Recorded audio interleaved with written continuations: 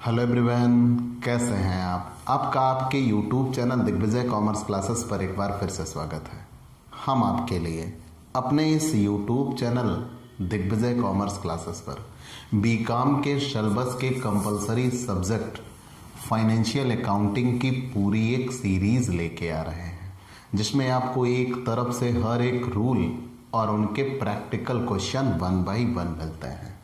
आप हमसे जुड़कर अपने कॉमर्स की पढ़ाई एक प्रॉपर वे में पूरी कर सकते हैं। जैसी पढ़ाई आप पाना चाहते हैं, यहाँ बिल्कुल वैसी ही पढ़ाई आपको अवेलेबल कराई जाती है। हम आपकी ज़रूरतों का विशेष ख्याल रखते हैं। हमें पता है कि आपके लिए वो क्लासरूम पढ़ाई, वो ऑफलाइन पढ़ाई सबसे बेहतर क्यों हुआ करती थी। वही अंदाज समेटे हुए अब हम आपके लिए ऑनलाइन नेटवर्क पर ये क्लासेस लेके आ रहे हैं। तो प्यारे दोस्तों, अगर आप बीकॉम या एमकॉम के छात्र हैं और अपने किसी भी सब्जेक्ट की स्पेशल कोचिंग क्लासेस पाना चाहते हैं तो आप हमसे जुड़िए।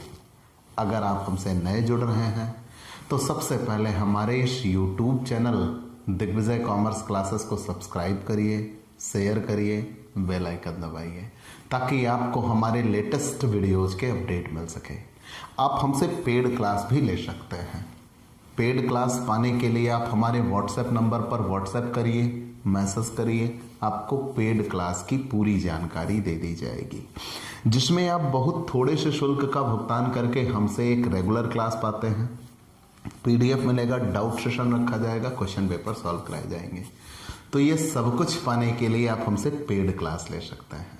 प्यारे दोस्तों, हम आपके लिए साझेदारी, जो कि फाइनेंशियल अकाउंटिंग का सबसे इम्पॉर्टेंट लेसन है, जिसमें से एग्ज़ाम में क्वेश्चन हर हाल में आता है।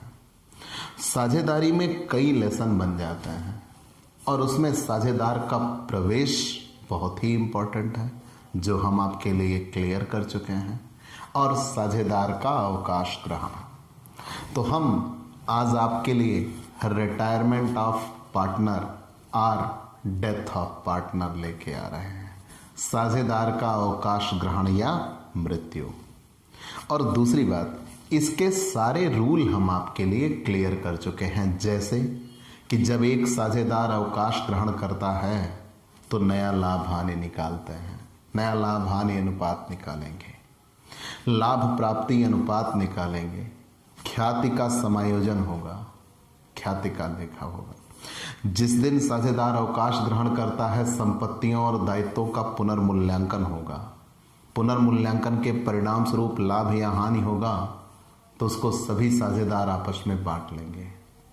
और फिर अंत में हमने ये बताया था कि अगर कोई लाभ रखा है तो उसको भी सभी साझेदार आपस में बांट लेंगे, और अगर कोई हानि है तो हानि भी आपस में बांट लेंगे।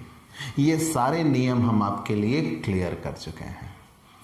अब आज आपके लिए प्रैक्टिकल क्वेश्चंस की एक चेन शुरू कर रहा हूं, जब हम आगे बढ़ते जाएंगे और इन सारे नियमों को एक एक करके क्लियर करते जाएंगे। तो चलिए, इलस्ट्रेशन 1।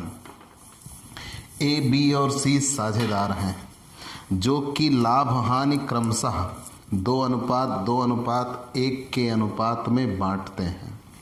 1 जनवरी 1999 को उनकी फर्म का चिट्ठा इस प्रकार था। तो यहाँ ये कहा गया, ए, बी और सी साझेदार हैं, जो कि लाभ हानि क्रमशः 2:2:1 के अनुपात में बांटते हैं। 1 जनवरी 1999 को उनकी फर्म का चिट्ठा इस प्रकार था। लायबिलिटीज़ में आते हैं, account payable, outstanding expenses. Account payable है 25,000, आउटस्टैंडिंग एक्सपेंसेस है 12,000, रिजर्व है 15,000, कैपिटल अकाउंट ए के पास 40,000, बी के पास 40,000, सी के पास 30,000। लायबिलिटीज़ में असेट्स में आ जाते हैं, कैश 3,000 रुपये का, डेटर 20,000 रुपये के थे, जिसमें से प्रोविज़न 1,000 का था, टोटल 19,000 के बचे। Stock 30,000, furniture 10,000, plant and machinery 40,000 और बिल्डिंग 60,000। उपर्युक्त तिथि को बी अवकाश ग्रहण करता है और साझेदारों में सहमति हुई कि फर्नीचर, प्लांट एवं मशीनरी फर्म की ख्याति का मूल्यांकन 21,000 रुपये किया है।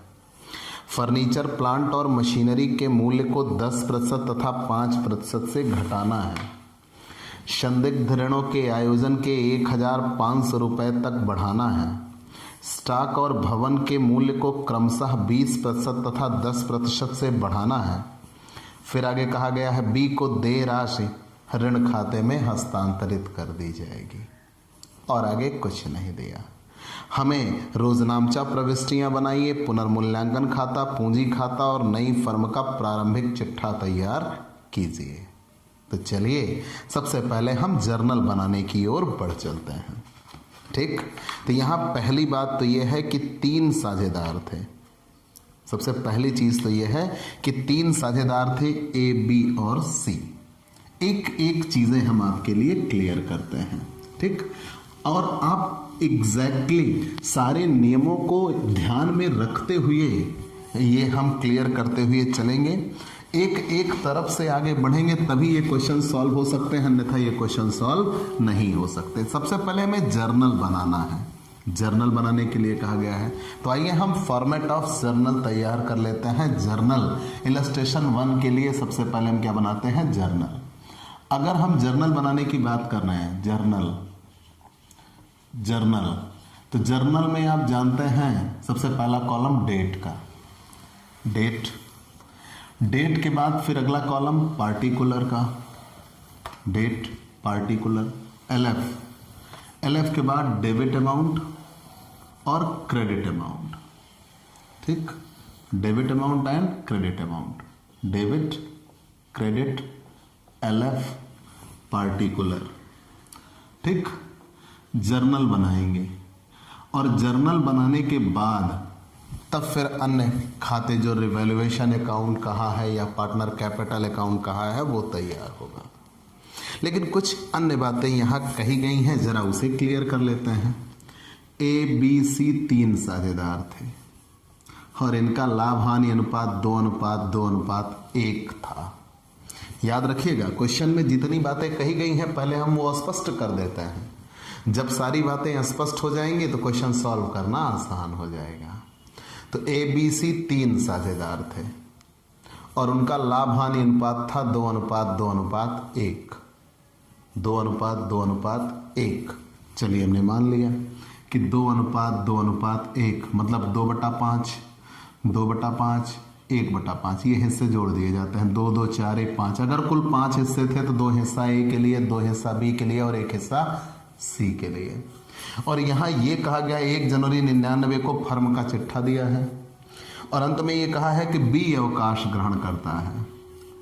नया लाभ हानि अनुपात प्रश्न में नहीं दिया है, तब क्या करेंगे? तो मैंने आपको पूर्व में नियम पढ़ा रखा है। जब 3 साझेदार थे और उनका पुराना लाभ हानि अनुपात दिया हुआ है और इसमें से कोई एक साझेदार अवकाश ग्रहण करता है, कोई भी XYZ कोई एक साझेदार, यहाँ कौन अवकाश ग्रहण कर रहा है? बी। तो जब एक साझेदार अवकाश ग्रहण कर रहा है तो उसके हिस्से को समाप्त कर दिया जाता है। बाकी जो 2 साझेदार होते हैं वो पुराने अनुपात में फर्म को आगे बढ़ा देते हैं। तो पुराना अनुपात उनका कितना होगा? 2:1, मतलब 2/3 और 1/3। यही नया लाभ हानि अनुपात होता है और ऐसे क्वेश्चन में यही लाभ प्राप्ति अनुपात भी बन के आता है।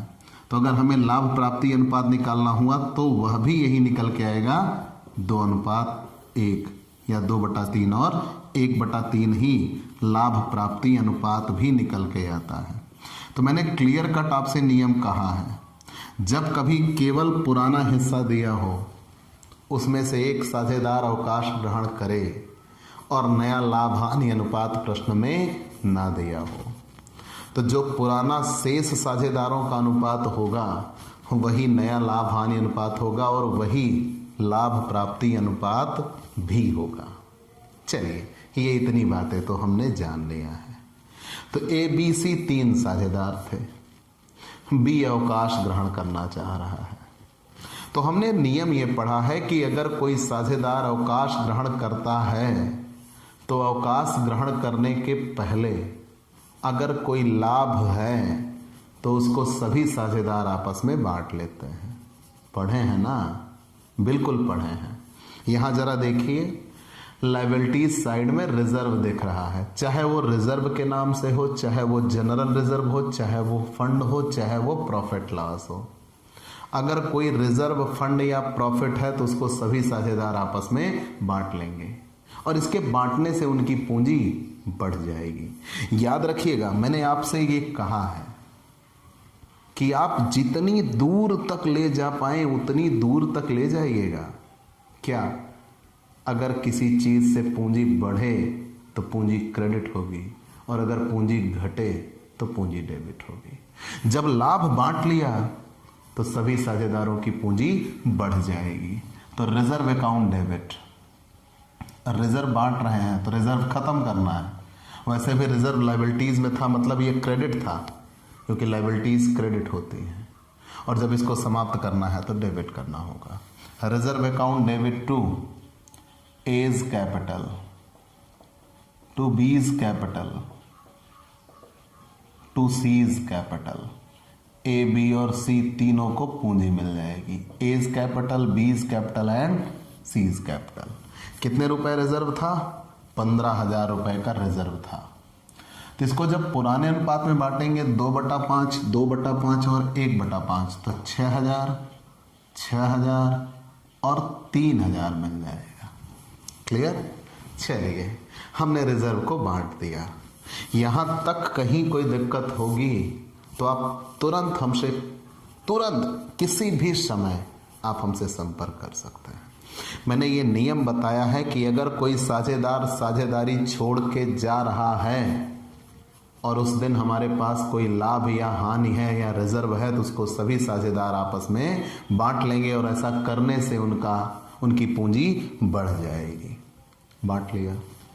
फिर आपने पढ़ा है कि जिस दिन कोई साझेदार अवकाश ग्रहण करता है तो पहले पुनर्मूल्यांकन करते हैं, रिवैल्यूएशन होता है और रिवैल्यूएशन होने पर घाटा अगर हो रहा हो तो रिवैल्यूएशन को डेबिट करते हैं और अगर फायदा हो रहा हो तो रिवैल्यूएशन को क्रेडिट करते हैं। यही दो काम करने हैं। अगर फायदा हो रहा हो तो रिवैल्यूएशन क्रेडिट और अगर घाटा हो रहा हो तो रिवैल्यूएशन डेबिट। मैं डायरेक्ट आपको सिखाता हूं। मैंने ये कहा जिस दिन कोई साझेदार अवकाश ग्रहण करता है पहले हम संपत्तियों और दायित्वों का पुनर्मूल्यांकन करते हैं। हमें ये नहीं पता कि उनके मूल्य बढ़ेंगे कि उनके मूल्य घटेंगे। हमें फायदा या घाटा हो सकता है। अगर संपत्तियां बढ़ जाती हैं तो फायदा होता है, संपत्तियां घट जाती हैं तो घाटा होता है। दायित्व बढ़ जाते हैं तो घाटा होता है, दायित्व घट जाते हैं तो फायदा होता है। ठीक? तो यहां पे देखिए क्या क्या दिया गया है। अब याद रखिए, मैंने डायरेक्ट कहा है रिवैल्यूएशन अगर घाटा हो रहा हो तो डेबिट, रिवैल्यूएशन अगर फायदा हो रहा हो तो क्रेडिट, जिसकी वजह से उसे उल्टे में दिखा देंगे। ठीक? खुद रिवैल्यूएशन को हमने डेबिट या क्रेडिट कर दिया।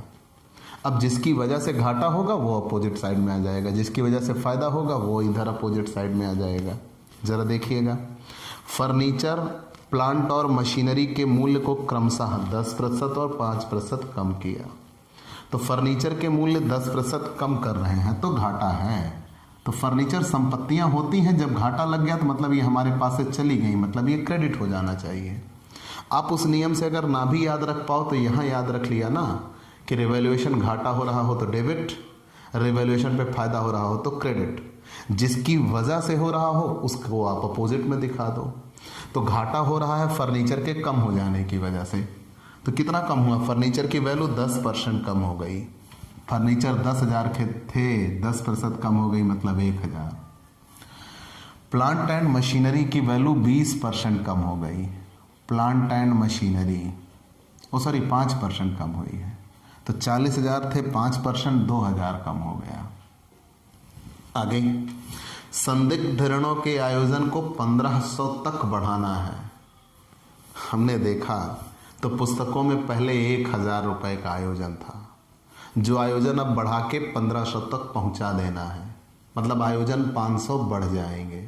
दायित्व का बढ़ जाना हमारे लिए घाटा होता है। Provision for bad dept, provision for bad डेप्ट, दायित्व का बढ़ जाना हमारे लिए घाटा होता है। कितने रुपए बढ़ गए? 500। फिर आगे कह रहे हैं स्टॉक और भवन के मूल्य को क्रमशः 20% और 10% बढ़ाना है। स्टॉक का मूल्य 20% बढ़ रहा है। स्टॉक 30,000 के थे, संपत्तियां बढ़ रही हैं, तो संपत्तियां बढ़ जाना मतलब फायदा। स्टॉक 20,000 बढ़ रहा है और स्टॉक थे 30,000 के, 20% बढ़ रहा है मतलब कितना रुपए बढ़ रहा है? 6,000। स्टॉक के बाद फिर दिया हुआ है बिल्डिंग, भवन के मूल्य को 10% बढ़ाना है। बिल्डिंग 60,000 रुपए की थी, 10% बढ़ जाएगा तो 60,000 का 10% मतलब 6,000, ये भी बढ़ जाएगा। क्लियर? स्टॉक 30,000 के थे, 20% बढ़ गए। बिल्डिंग 60,000 की थी, 10% बढ़ गई। दोनों मिला के 6,000 बढ़ गए, तो इधर फायदा हो गया 12,000 और इधर घाटा हो गया 3,500। ठीक, रिवैल्यूएशन पे घाटा हो रहा है 3,500 और रिवैल्यूएशन पे फायदा हो रहा है 12,000। मैंने आपसे ये कहा था कि जिस दिन कोई साझेदार अवकाश ग्रहण करता है हम रिवैल्यूएशन बनाते हैं। जिस दिन कोई साझेदार अवकाश ग्रहण करता है हम रिवैल्यूएशन बनाते हैं। ठीक, कभी भी आप आ जाइएगा, जिस दिन कोई साझेदार अवकाश ग्रहण करेगा हम रिवैल्यूएशन बनाएंगे। और रिवैल्यूएशन बनाने का सीधा सा फंडा ये है कि रिवैल्यूएशन डेबिट करते हैं अगर घाटा हो रहा हो, रिवैल्यूएशन क्रेडिट करते हैं अगर फायदा हो रहा हो। ठीक, रिवैल्यूएशन डेबिट करते हैं अगर घाटा हो रहा हो, रिवैल्यूएशन क्रेडिट करते हैं अगर फायदा हो रहा हो। तो रिवैल्यूएशन डेबिट कर दिया, फर्नीचर की वैल्यू कम हो गई, प्लांट की वैल्यू कम हो गई और प्रोविजन फॉर बैड डेप्ट बढ़ गए। संपत्तियों का कम हो जाना घाटा था और दायित्व का बढ़ जाना भी घाटा था। स्टॉक की वैल्यू बढ़ गई और बिल्डिंग की वैल्यू बढ़ गई, ये फायदा था। तो फाइनली हमने ये देखा 12,000 का फायदा और 3,500 का घाटा, मतलब फायदा ज़्यादा है। तो जब फायदा ज़्यादा है तो इसको सभी साझेदार आपस में बांट लेंगे। ये रिवैल्यूएशन कम है और ये रिवैल्यूएशन ज़्यादा। तो जब फायदे का रिवैल्यूएशन ज़्यादा है तो उसको सभी साझेदार आपस में बांट लेंगे, इससे उनकी पूंजी बढ़ जाएगी। तो यहाँ रिवैल्यूएशन डेबिट कर दीजिए, मतलब जिसका रिवैल्यूएशन कम होता है उसी साइड में लिखा जाता है। डेबिट वाला कम है तो डेबिट में लिखा जाएगा। कितना अंतर आ रहा है?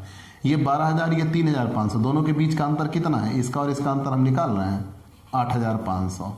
डेबिट वाला कम है इसलिए डेबिट में 8,500 लिख के बराबर कर देंगे और इसको तीनों साझेदार आपस में बांट लेंगे, इससे उनकी पूंजी बढ़ जाएगी। और अगर कहीं क्रेडिट वाला ज़्यादा था तो हम डेबिट में लिख के बराबर करेंगे। अगर डेबिट वाला रिवैल्यूएशन ज़्यादा होता तो हम क्रेडिट में लिख के बराबर करते। बराबर, यहाँ देख लीजिएगा, ये रिवैल्यूएशन 12,000 है क्रेडिट का और ये रिवैल्यूएशन 3,500 है डेबिट का। तो डेबिट का रिवैल्यूएशन कम है और क्रेडिट का रिवैल्यूएशन ज़्यादा है। तो जिस तरफ का ज़्यादा हो उसके उल्टे में लिख के बराबर कर देते हैं। ठीक, तो घाटे का रिवैल्यूएशन कम है, फायदे का रिवैल्यूएशन ज़्यादा है। तो फायदा जब बांट लेंगे तो आपस में पूंजी बढ़ जाएगी। तो पूंजी तो क्रेडिट होगी लेकिन रिवैल्यूएशन बांटेंगे ना, तो 2A's कैपिटल 2B's कैपिटल, ठीक, और 2C's कैपिटल सबको मिल जाएगा, ए को, बी को और सी को। C's कैपिटल कितने? 8,500 को 2:2:1, 8,500 का 2/5 3400, इसे भी 3400 और इन्हें 1700। क्लियर? बांट दिया। अब बात आई गुडविल की। जो साझेदार जाएगा वो अपने हिस्से की ख्याति को बाहर लेके जाएगा। सीधा नियम, ये सारे नियम मैं आपको पढ़ा चुका हूं कि जो साझेदार जाएगा वो अपने हिस्से की गुडविल बाहर लेके जाएगा। तो जब जो साझेदार बाहर जाएगा अपने हिस्से की गुडविल लेके बाहर जाएगा तो हमें गुडविल पहले देखना है पूरे फर्म की गुडविल कितनी दी गई है। पूरे फर्म की गुडविल दी गई है 21,000 और बी अवकाश ग्रहण कर रहा है 2/5 हिस्से का मालिक। तो 21,000 का 2/5, 21,000 का 2/5 8,400 उसकी गुडविल होगी जिसे वो ए और सी से लेगा। तो बी के जाने से लाभ किसको पहुंचा है? ए को। कितना लाभ पहुंचा है? 2/3। सी को लाभ पहुंचा है 1/3। तो 8,400 का 2/3 ए देंगे 5,600 और 2800 कौन देंगे? सी देंगे। क्लियर? ए और सी दोनों से प्राप्त करेगा।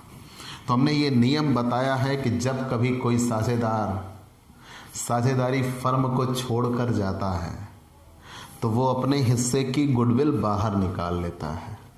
यही पढ़े हैं ना कि जब कभी कोई साझेदार साझेदारी फर्म को छोड़कर जाता है तो वो अपने हिस्से की गुडविल बाहर निकाल लेता है। तो यहाँ ये अपने हिस्से की गुडविल बाहर निकाल लेगा। 21,000 पूरे फर्म की गुडविल है और उसका खुद का हिस्सा 2/5 मतलब 8,400 वो बाहर निकाल लेगा। लेकिन किससे कितना पाएगा? तो बी के चले जाने पर फायदा किसको पहुंचा है? ए और सी को। लाभ प्राप्ति अनुपात कितना था? 2/3 और 1/3। उसी लाभ प्राप्ति अनुपात में दे देंगे। उन्होंने नकद नहीं दिया तो हम क्या करें? तो जिस साझेदार को मिल रहा है उसकी पूंजी घटा देते हैं और जो साझेदार बाहर जाएगा उसकी पूंजी बढ़ा देते हैं। यही इतना तो किया है। इसे सी बी को मिलना चाहिए तो बी तो क्रेडिट होंगे। किससे मिलना चाहिए? ए और सी से। तो ए और सी की पूंजी घटा देंगे। ए इज कैपिटल अकाउंट डेबिट, ए की पूंजी घट गई। सी की पूंजी घटा देंगे, सी इज कैपिटल अकाउंट डेबिट, क्योंकि इन्होंने नकद नहीं दिया। ए को देना था 5,600, सी को देना था 2,800, फाइनली बी को मिलना था तो बी की पूंजी बढ़ जाएगी। B is capital. बी को कितना मिलना था? 8,400। ठीक। अब फाइनल अभी एक एंट्री और बननी है। बी का जितना हिस्सा बना, अब उसके हिस्से को 2 नियम पढ़े हैं आप। जब कभी कोई साझेदार अवकाश ग्रहण करता है तो उसका सारा समायोजन हो जाने के बाद उसका जितना भी हिस्सा बनता है वो अपना हिस्सा बाहर लेके चला जाता है। या तो उसे नकद भुगतान कर दिया जाएगा या उसके पैसे को लोन खाते में भेज दिया जाएगा। तो यहाँ कहा नहीं है, लेकिन यहाँ सीधे कहा गया है कि ऋण खाते में पैसा भेज दिया जाएगा। तो बी का जितना भी पैसा बनेगा उसके लोन खाते में भेज देंगे। तो यहाँ एंट्री बनाएंगे। बी की कैपिटल हम डेबिट करेंगे। B is capital account debit, B is capital account debit to B is loan account. B की पूरी पूंजी खत्म करके उसके किसके खाते में भेज दिया जाएगा? लोन खाते में भेज दिया जाएगा। लेकिन कितना? तो ये इसके लिए हमें पार्टनर कैपिटल अकाउंट बनाना होगा। तो बी की जितनी भी पूंजी बनेगी, बी की पूंजी का पूरा हिस्सा कहाँ भेज दिया जाएगा? उसके लोन खाते में भेज दिया जाएगा। तो अभी जब जब बी को पैसा मिल रहा था तो बी की पूंजी क्रेडिट हो रही थी, बी की पूंजी क्रेडिट हो रही थी। और जब वो अपने हिस्से को बाहर लेके चला जाएगा तब उसके पैसे को कहाँ भेज देंगे? लोन खाते में भेज दिया जाएगा। तो यहाँ रिवैल्यूएशन अकाउंट भी बनाने को कहा है। हाल फिलहाल रिवैल्यूएशन अकाउंट बनाने की हमें अब कोई ज़रूरत नहीं है क्योंकि मैं ऑलरेडी बंटवारा कर चुका हूँ, लेकिन मैं आपको बनाना सिखा दूंगा।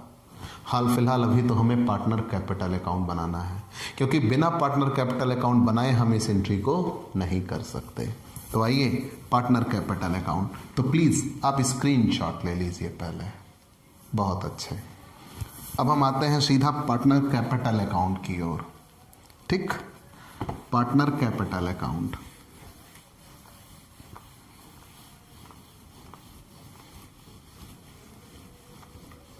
Partner capital account.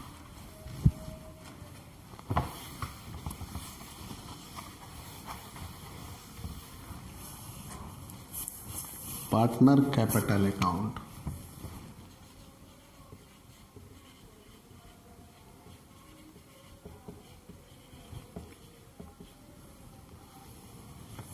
Partner capital account. ठीक। 3 पार्टनर हैं, ए, बी और सी। ए, बी और सी 3 पार्टनर हैं, ए, बी और सी। ठीक। ए, बी, सी, ए, बी, सी।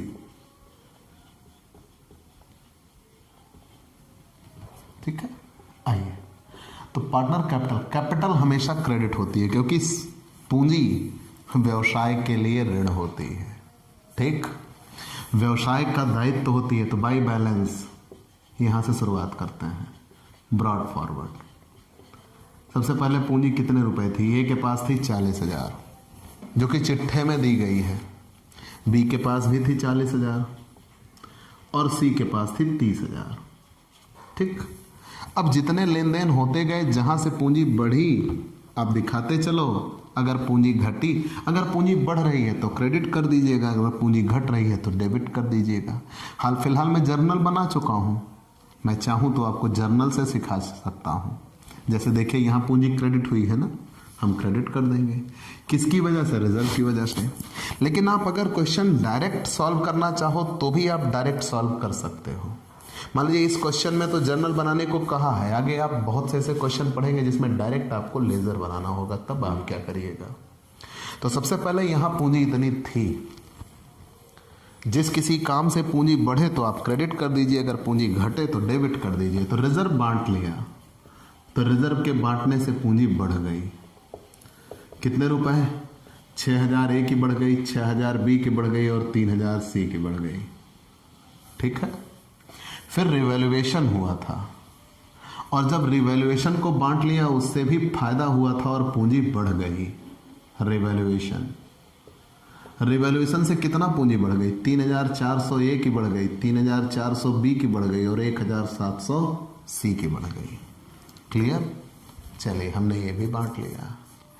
और फिर गुडविल, जो साझेदार बाहर गया है वो अपने हिस्से की प्रीमियम या ख्याति बाहर लेके जाएगा। तो किसकी पूंजी क्रेडिट हुई है? बी की। लेकिन बी को पैसा मिला किससे है?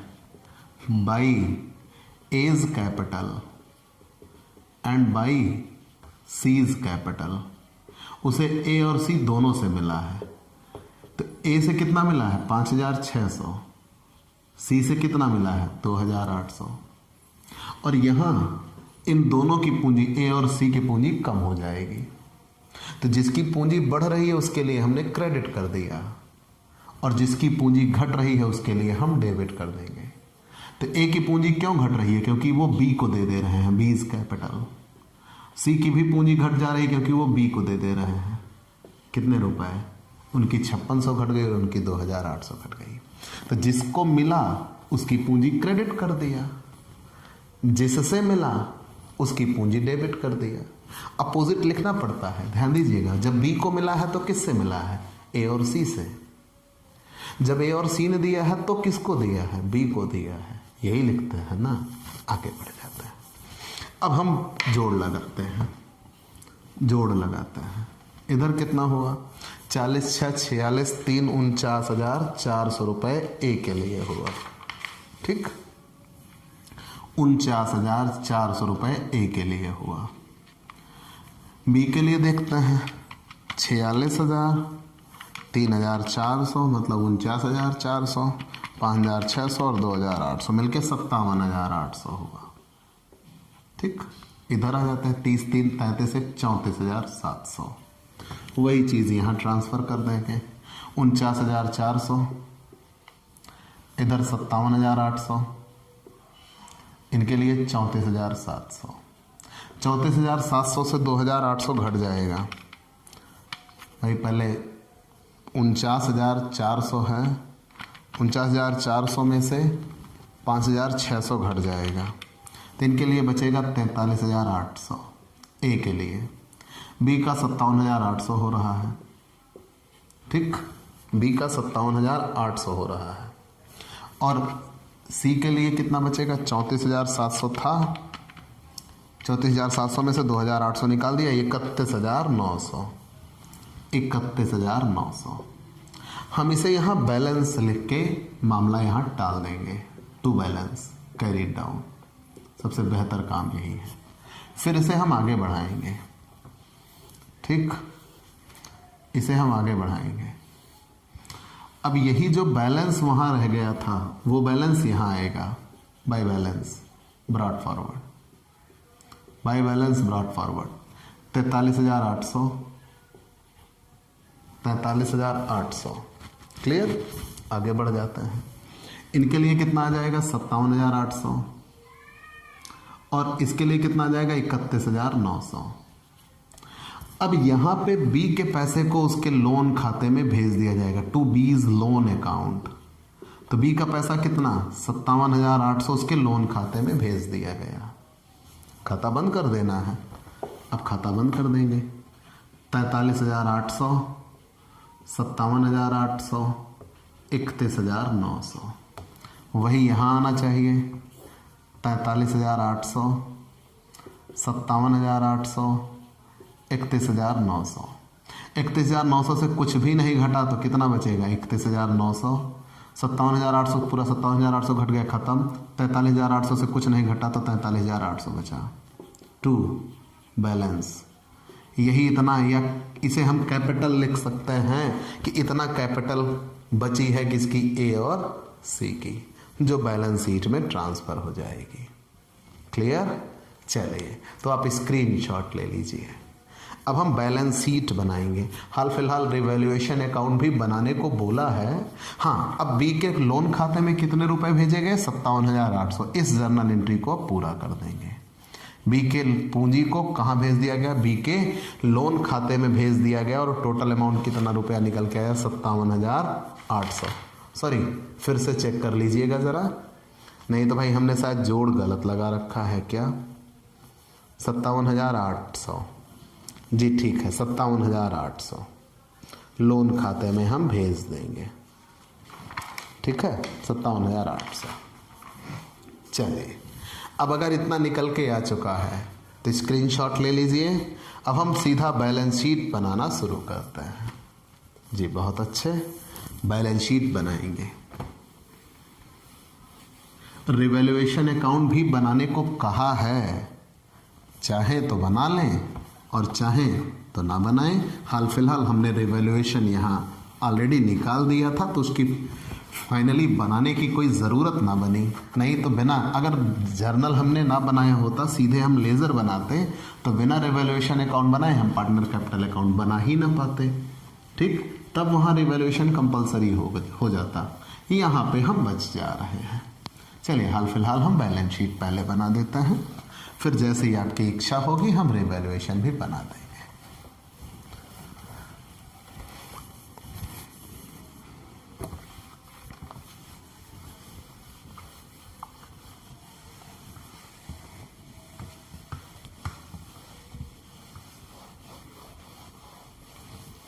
बैलेंस शीट, बैलेंस शीट देखिएगा, पुरानी बैलेंस शीट के आधार पे नई बैलेंस शीट में क्या परिवर्तन हुए वही करते हुए चले जाएंगे, बस उतना ही आपको याद रखना चाहिए। तो पहले काम पुरानी बैलेंस शीट आप खोल लीजिए, हम नई बैलेंस शीट की ओर बढ़ चलेंगे। लायबिलिटी, ठीक है, और इधर असेट्स, अमाउंट, अमाउंट देखिएगा। तो सबसे पहले पुरानी बैलेंस शीट, तो पुरानी बैलेंस शीट में लायबिलिटी में अकाउंट पेएबल, उस पर कोई परिवर्तन नहीं हुआ, जितना था वो अभी भी उतना है। 25,000 थे, अभी भी 25,000 बने हुए हैं। आउटस्टैंडिंग एक्सपेंसेस 12,000 थे, अभी भी 12,000 बने हुए हैं। हाँ, बात आई रिजर्व की, वो खत्म हो चुका है, अब रिजर्व नहीं रहा। रिजर्व के बाद लोन अकाउंट आ चुका है, बीज लोन अकाउंट। बी का लोन कितने रुपए का आ गया है? 57,800 का। लोन चीज बढ़ गई है, लोन भी तो हमारा दायित्व होता है। अब कैपिटल अकाउंट, कैपिटल अकाउंट, तो यहाँ कैपिटल ए के लिए और सी के लिए। तो ए के पास कैपिटल कितनी बची है? तो हमने अभी निकाला था 43,800 बची है, और सी के पास कितने रुपए बची है? 31,900 बची है। दोनों के लिए जोड़ देंगे, 75,700 रुपए की कैपिटल बची है दोनों की मिला के। ठीक, ए और सी की। अब बात कर लेते हैं अन्य चीज़ों की। कैश, तो कैश 3,000 रुपये था। कैश का कोई ट्रांजैक्शन नहीं हुआ, ना तो कोई नकद लेके आया है और ना ही कोई नकद लेके गया है, कोई लेन देन नहीं हुआ। डेटर, डेटर पे सावधान। डेटर पहले 20,000 के थे, लेकिन तब प्रोविज़न 1,000 का हुआ करता था, और अब प्रोविज़न 1,500 का हो गया, मतलब ये हो गया 18,500। आगे बढ़ जाता है। स्टॉक, स्टॉक 30,000 के थे, स्टॉक 20% बढ़ गए हैं, मतलब कितने हो गए? 36,000 के हो गए। फर्नीचर 10,000 का था, फर्नीचर 10% कम हो गया है, मतलब 9,000 के हो गए। प्लांट एंड मशीनरी 40,000 के थे, तो 5% ये कम हो गया था, मतलब 2,000 कम हुआ था, तो ये 38,000 के हो गए। फिर आगे आते हैं बिल्डिंग 60,000 की थी, ये 10% बढ़ गई है, मतलब 66,000 की हो गई है। और तो कोई भी लेन देन नहीं हुआ। ज़रा देखते हैं, जोड़ बराबर आ जाना चाहिए तो समझो सही। इधर 25,000, 12,000, 57,800, 75,700, 1,70,500 इधर आ रहा है। उधर ज़रा देख लेते हैं, 3,000, 18,500, 36,000, 9,000, 38,000 और 66,000, 1,70,500। Both side are equal. Clear? ऐसे ही बनता है। बात आई रिवैल्यूएशन अकाउंट की। कहा है तो चलिए हम बना देते हैं रिवैल्यूएशन अकाउंट। आप अपने दिमाग में बैठा लो, जिस चीज़ की वजह से रिवैल्यूएशन पे घाटा हो रहा है उसको आप डेबिट कर दो, जिस चीज़ की वजह से रिवैल्यूएशन पे फायदा हो रहा है उसको आप क्रेडिट कर दो। तो यहाँ देखिएगा फर्नीचर की वैल्यू कम हो गई तो घाटा टू फर्नीचर। फर्नीचर की वैल्यू कितनी कम हुई थी? 1,000। ठीक, कैसे? 10% कम हुआ था। प्लांट एंड मशीनरी की वैल्यू कम हुई थी 2,000, तो भी घाटा।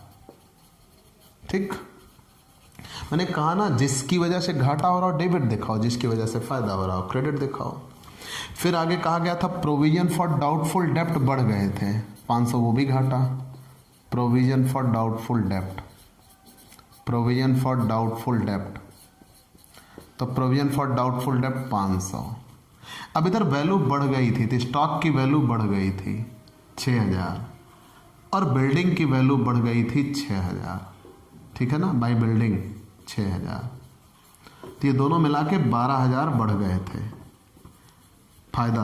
और इधर घाटा केवल 3,500, तो घाटा कम है फायदा ज़्यादा है, तो उसको सभी साझेदार आपस में बांट लिए, सभी साझेदार आपस में बांट लिए। To profit transfer to capital account.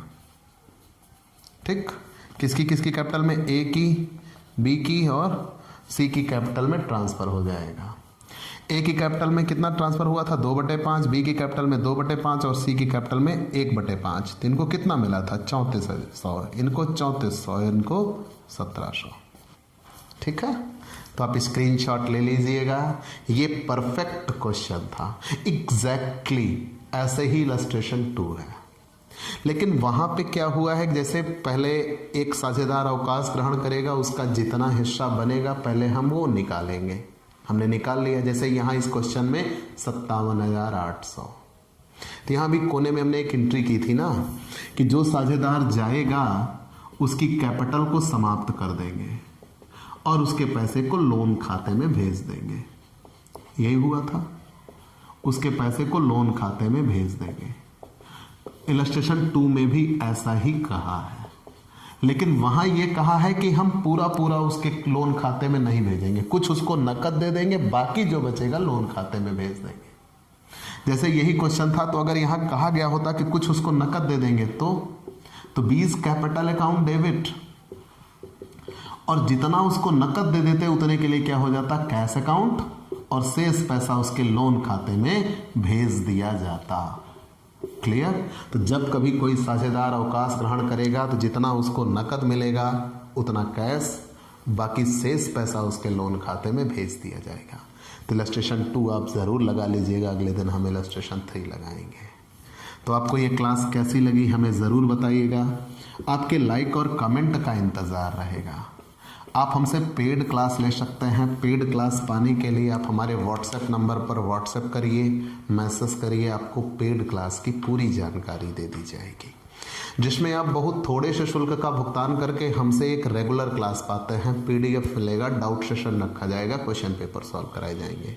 तो ये सब कुछ पाने के लिए आप हमसे पेड क्लास ले सकते हैं। और स्पेशली अगर आप हमसे नए जुड़ रहे हैं तो सबसे पहले हमारे इस YouTube channel Digvijay commerce classes को सब्सक्राइब करिए, शेयर करिए, बेल आइकन दबाइए ताकि आपको हमारे लेटेस्ट वीडियोज़ के अपडेट मिल सकें। तो आज की क्लास में इतना ही। अगले दिन नए टॉपिक के साथ फिर से मुलाकात होगी। चलते हैं दोस्तों, बाय बाय दोस्तों।